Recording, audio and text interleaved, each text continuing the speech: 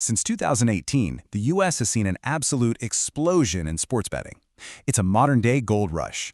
Today, we're going to break down this high-stakes battle to see who's really winning the game. And yeah, the answer might not be who you think. And that's really the multi-billion-dollar question, isn't it? Is it the flashy upstart, the old-school giant, or maybe a dark horse we're not even seeing yet? Let's get into it. So you got to go back to 2018. That's when the starting gun really went off. The Supreme Court repealed this old law, PASPA, which basically blew the doors wide open for states to legalize sports betting. And I mean, that one decision, it just kicked off an absolute frenzy. What was once a tiny niche thing became the massive battleground it is today. So yeah, that's where we're going to start. Section 1, the betting gold rush. It's really tough to overstate this, that one court ruling literally created a multi-billion-dollar industry overnight. Just poof, out of thin air. And this quote here, it just nails the vibe perfectly. Everyone from a quick little startup to the old casino giants, they're all jumping in, fighting for their slice. The stakes are just incredibly high. Okay, so who's actually in the ring? Who are the heavy hitters?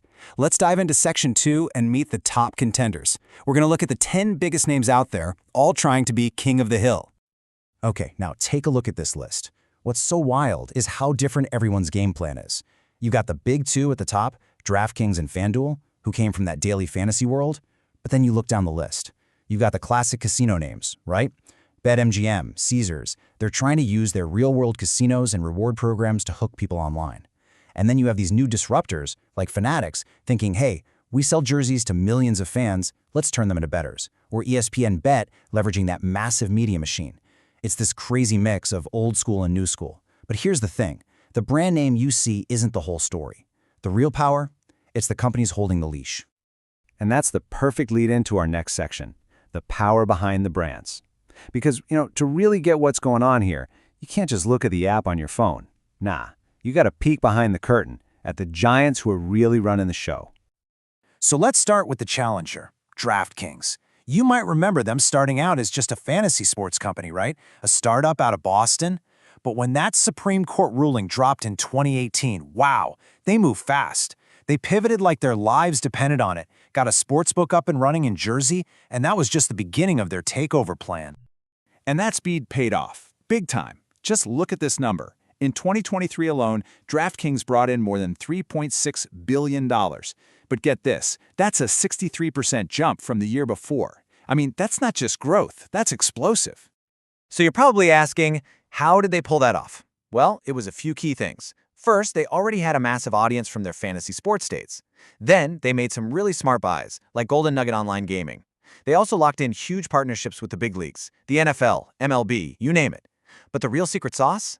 They've always been laser-focused on technology and innovation.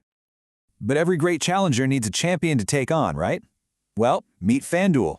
And here's where it gets interesting. FanDuel is actually owned by this absolute monster of a company from Dublin called Flutter Entertainment. So we're not just talking about a US player here, this is a global giant. And remember that big DraftKings number, the $3.6 billion? Well, get ready for this. Flutter, the parent company, pulled in almost $12 billion in 2023. Think about that. That kind of money in the bank gives FanDuel a ridiculous advantage in this fight. And Flutter's power isn't just about cash. Look at their portfolio. They own some of the biggest betting names in the world, like Paddy Power and PokerStars. For them, FanDuel is basically the tip of the spear aimed right at the heart of the US market, and it's backed by years of experience and some seriously good tech. So there you have it. That's the main event. You've got the scrappy, fast-moving US startup DraftKings, all about tech, going up against the global titan Flutter, with its massive war chest and brand portfolio. It's the aggressive challenger versus the market leader. This right here, this is the core battle of the entire sports betting gold rush. Okay, so how is this war actually being fought on the ground? Let's get into Section 4 and really dig into the playbook. What are the strategies these guys are using to try and steal customers from each other? And this chart really lays it all out, doesn't it? You can see FanDuel is the one in the lead. They've got the biggest slice of the pie. But look how close DraftKings is. They are right there, breathing down their neck, and that gap is getting smaller. And then, well, then you have everybody else, basically fighting over what's left. It really is a two-horse race for the top spot. So what's the secret to winning in this market? Well, it pretty much comes down to three things. Number one, you need slick, innovative tech. Your app has to be super easy to use and can't crash. Number two, you gotta have those big-name media deals. People need to see your brand everywhere.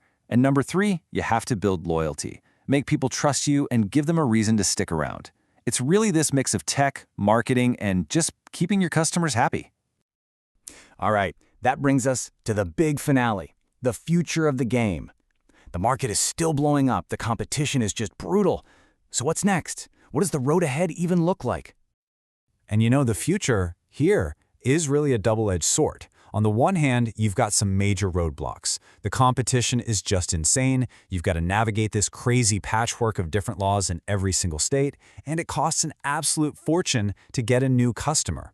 But then you flip the coin, and the opportunities are huge. More states are still on the verge of legalizing, new technologies like AI could completely change the game, and there are always more big media partnerships to be signed. And all of that leaves us with the one big final question.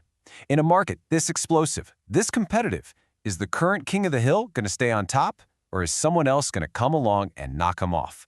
One thing is for sure, this game is a long way from being over.